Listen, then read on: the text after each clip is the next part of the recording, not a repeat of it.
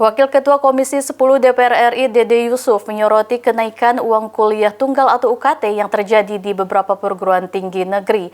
Pihaknya mengatakan segera membentuk panitia kerja atau panja pembiayaan pendidikan untuk menginvestigasi mahalnya biaya pendidikan termasuk biaya uang kuliah tunggal atau UKT di sejumlah kampus perguruan tinggi negeri Badan Hukum.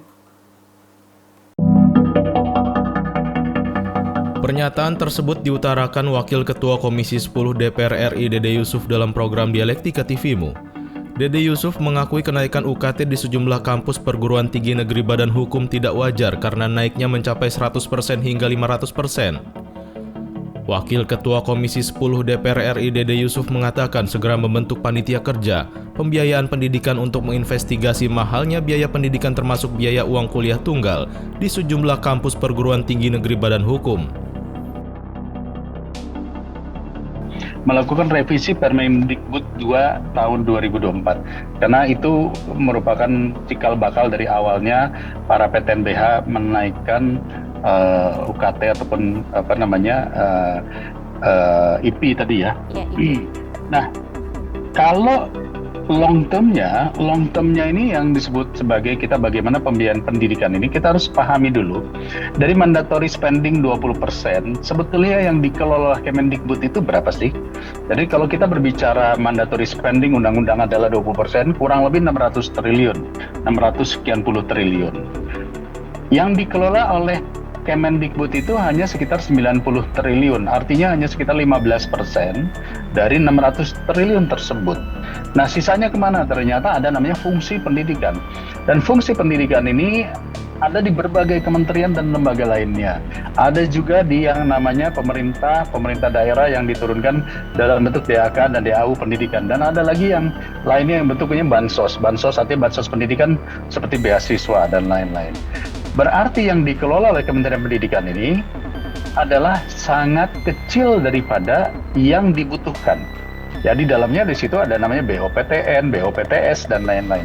Itu sebabnya kami akan memeriksa seluruh komponen biaya agar mandatory spending pendidikan ini tepat sasaran. Artinya benar-benar dilakukan oleh Kementerian Pendidikan.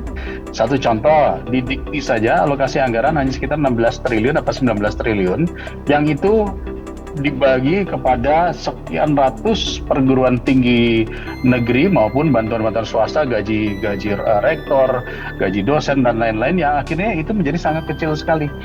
Nah, ini yang harus menjadi PR besar kita, terutama dalam pemerintahan transisi berikutnya, pemerintahan Pak Prabowo. Jika ingin berbicara investasi sumber daya manusia dalam kurun 4-5 tahun ke depan, berarti apa? Berarti dukungan terhadap pembiayaan pendidikan itu harus meningkat. Nggak bisa dilempar kepada market, lempar kepada pasar. Dan saya sepakat tadi yang disampaikan Pak Prof bahwa Prof Adib, bahwa pajak pendidikan ini harusnya ditinjau sehingga tidak menjadi beban yang dibebankan kembali kepada SPP siswa tadi. Menurut Dede, salah satu penyebab biaya UKT PTNBH mahal karena adanya Permendikbudristek nomor 2 tahun 2024 tentang standar satuan biaya operasional pendidikan tinggi atau SSBOPT pada perguruan tinggi negeri atau PTN di lingkungan Kementerian Pendidikan Kebudayaan Riset dan Teknologi. Peraturan tersebut menyerahkan biaya pendidikan untuk dikelola secara mandiri oleh kampus.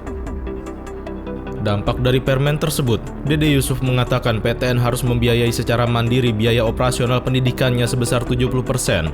Pasalnya, pemerintah hanya memberikan subsidi 30% untuk membantu biaya operasional PTN. Tim TVmu memberitakan.